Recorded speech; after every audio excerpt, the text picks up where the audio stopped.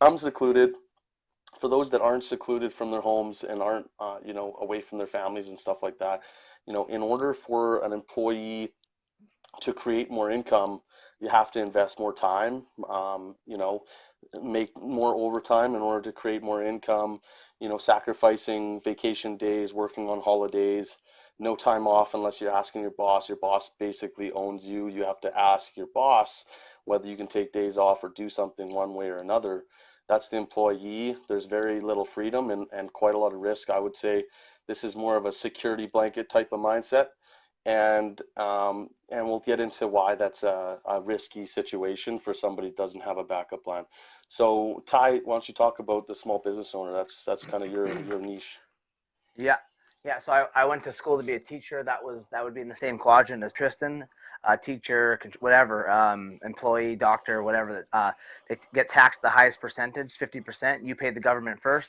Now, self-employed. I wanted to be self-employed because my whole family was always self-employed. They always created money. They had a little more freedom when it came to kind of vacations, but the problem with this quadrant is you're not only you don't work for somebody else, but you literally bought a job.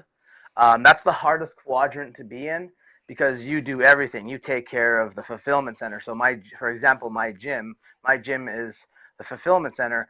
I'm the owner. I run it. I have to make sure everything's sharpened, everything is ready to go. The classes are scheduled.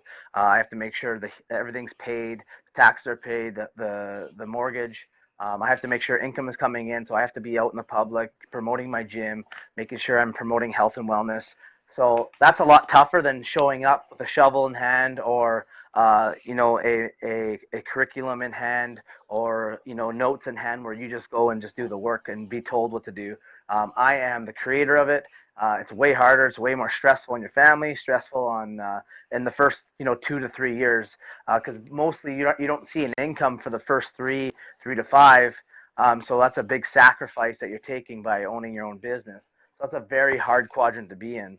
So I kind of chose that uh, kind of because I knew I was becoming part of the industry of network marketing. I already was in it before I opened up my own business. So I thought, okay, I'll amalgamate the both so I don't have to worry about, you know, just relying on my demographics. I can rely globally, and that we'll get into that later. So go ahead with the big business, Tris. And just a couple more things with small business owner. I mean, you Yeah, still have to deal with payroll.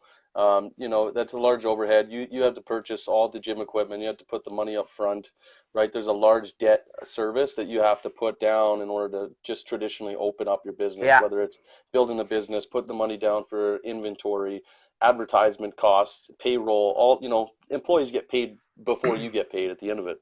So that's a and that's a huge thing. And also like certifications, all that amen. stuff, you know. My overhead's a huge thing.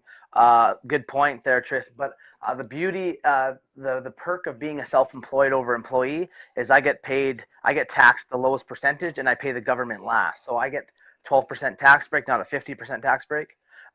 So because I'm incorporated, and then I pay the government at the end of the year, so I can put aside the government's money and utilize it to make more, and then pay them at the end and make an extra thing of income. It's just the way to And, do and it. we'll compare that traditionally to online debt free. Yeah. Amen. So then Amen. there's the top right is the big business owners. Big business owners under Forbes list, Forbes 500 usually is what is it, like a 5 million, is it a 5 million buy-in cost, something like that? Two 2.5. Let's call it. 2.5. Yeah, it's multi-million dollars in order to be fitting into the Fortune 500 companies. This is, a very an emotional business. You have to deal with, over 500 or more employees. This is top. This is where all the big wigs, the Trumps, the Gary Vaynerchuks, all the big wigs, they sit up there. This is a very tough challenge, and this is where all the sharks are. This isn't where a person wants to be. There's a lot of, you need a lot of money to invest. You got to be very strong-willed, very strong-minded, and very Yeah. emotionally detached from your business. So that's a big business. So that's a tough place to be. And then the So investors, let's just dive a little more, and that's where like McDonald's and the franchise are like the systems, the turnkey right? systems. So you can purchase actual turnkey system that is actually going to profit you. It's actually almost a guarantee to profit you because of the proven. So like McDonald's, Subway, Right. GNC, all that sort of stuff, right? Right, So Walmart's. Yeah, that's you're right. Yeah, that's the right side. So we didn't say that. The ones on the left side, they don't have small business owners on the left side, the poor side don't have systems, right? They are the no, system, they're chained to their business. The big yeah, business owners, they have systems that allow them to, they have presidents, they have management clubs and teams to take care of their businesses so that they can leave for a year and their businesses are still profiting. So it yeah, is a good place to be, but you need a lot of money and you have to be very, it's where the sharks are. It's a tough place to risky, be. It's very very risky. risky. Um, you want to go ahead with the investors? Yeah, and investors is it's the farthest right of the quadrant down, and this is where most people want to be, because you're basically using your money to not using your money to make more money, but you've created so much wealth, and this creates wealth by you know going from the B to the I. A lot of the B's go to the I's because of all of the accumulation of wealth creation, but the problem is in Cash the big flow. B's, cash flow, right? So these guys are creating a pipeline of cash flow, but they have high debt. So guys that own McDonald's franchise and all that stuff, they have high debt, but they're cash flowing, and they're able to take that cash flow and invest, and then create more of a cash flow pipeline. So they're using multiple streams. So investing is when you start to create that, you know, 2 to 7 streams of income. And If it's real estate, usually you'll see those big business owners usually have more than one business and the cash flow they throw in the investors quadrant, usually that's where your money works 100% harder than you do. That's where we yeah, all want to be. It's just amen. to invest, you need a substantial amount of money and know where to put it. Now, our goal, Ty, our goal is to go from the bottom left corner as a small business owner and Hmm. move our way towards the big business owner quadrant, but not have to deal with the 500 employees, not have to deal with the massive investment and the emotional, having to battle all the sharks at the top and still get the same outcome that a big business owner and an investor would. So time freedom for one, substantial amount of financial independence. You can leave your business for a year and still make cash flow. And how do we do that? And that is why we're going to get into the best business model for wealth creation that we know of, which is backed by Robert Kiyosaki, and he said it himself, he would do it all over again. He would do Yeah. network marketing. And that's why, so why don't you say a couple of things about network marketing? Why is it so substantial and why is it so much better than the big business quadrant? Well, we've done a few lives on this, but let's get right into it. So I like to compare network marketing with like a McDonald's or a GNC because it's basically a digital intangible franchise network marketing. We're in the online space now, the intangible era. No brick and mortars and all that stuff. So network marketing is basically the same. You have a startup cost. Both have startup costs. Network marketing has a low startup cost. Like our company usually 1,200 US is your initial investment, compared to like a 2.5 million or 1 million. I think it's 750 for a Subway. So there's not much liquid asset. So you're already taking away the risk in launching your business as a network marketer. Um, and then even And better, the, substantially lower than a small business owner too. Like what did it cost you to start up your business, right? well, The gym. 300K plus, right? 300K plus.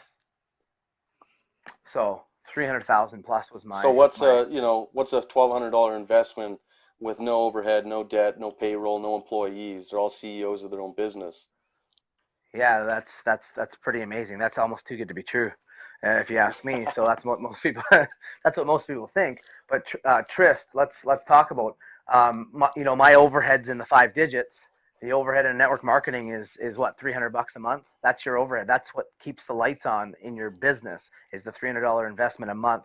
So that's your product that comes in. You consume the product if that's what your business is, a consumable or whatever business you choose.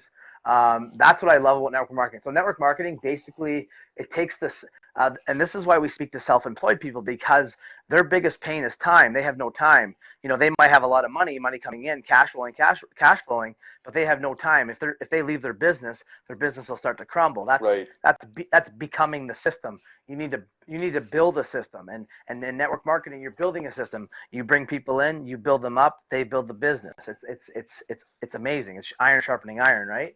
And then you're bringing it right into that quadrant. Instead of having 500 employees, you have 500 CEOs. So you're building with business partners.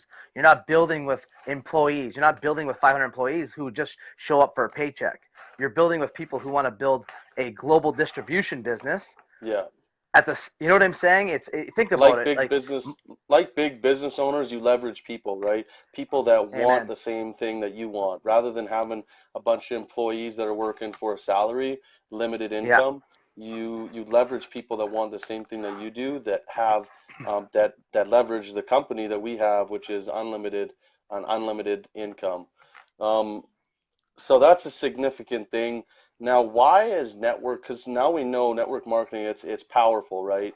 yeah, Um, let's talk about the effectiveness of the binary and how that yeah, works, and then we'll compare it to um, rental and real estate, and why it's so much yeah, more significant, how it can be your gateway towards investing in rental properties yeah. using cash flow, an asset that works 24/7, 7 days a week. Amen. So Trist, I'm glad we're using real estate as an example, because 95% of people think real estate is the best wealth creation in the world, but it's not. And we're going to show you how. But let's talk about the binary, okay? So that's our binary. It's a pyramid scheme. Just joking. It's a pyramid, obviously. No, remember, pyramid's a structure. So this is how the binary looks. Okay, so basically, when you come into a binary, your goal is to bring in two business partners. So you put one on your left, one on your right. Okay, and then your goal is to help those two people bring in two more. You just duplicated yourself 6 times. You just grew your business with 6 franchises below you. Okay, so binaries are left and right. Okay, that's your left side bank account and your right side bank account. This is just the basics of the binary. This thing it's amazing, because literally you are reliant on the building of your business partners to create the cash flow in your business. Tristan, you want to add to that? Yeah, you know what? Some people think it's complicated. Well, why do I have to bring so many people and I have to continue? People that have 500 men businesses, like that's 500 people. No, there's a thing called leveraging people, and it's like a real estate property. When you buy a property, if it's not maintained, you can't rent it out. You can't sell it. So it's a lot like Monopoly, right? You wanna build your properties. You want to have, when you bring in people that are want the same thing as you do, whether it's want financial freedom, or they want to add an additional cash flowing asset to build their cash flowing portfolio, and gain equity. These people, we all have dreams, right? We all want something, and we all have whys that want to get us. Whether you're an employee, small business owner, you want to generate wealth, you want to go traveling the world. You can't do that without sacrificing time as an employee or a small business owner. You need to be leveraging a system. Cash flow that works harder than you Amen. 24/7 is the way to get there. And with a non-flushing binary in network marketing, you leverage people that want the same desires as you do, and you just teach them to do the same thing. It's a very simple process. I brought in two people. I taught them to connect with the first two people that they know that want the same thing as we all do, and now you went from two people to six people over, let's say a 1 week or a month, 1 month period. That's six invisible franchises that you've just duplicated within, let's say, a month. How long would it take you as a small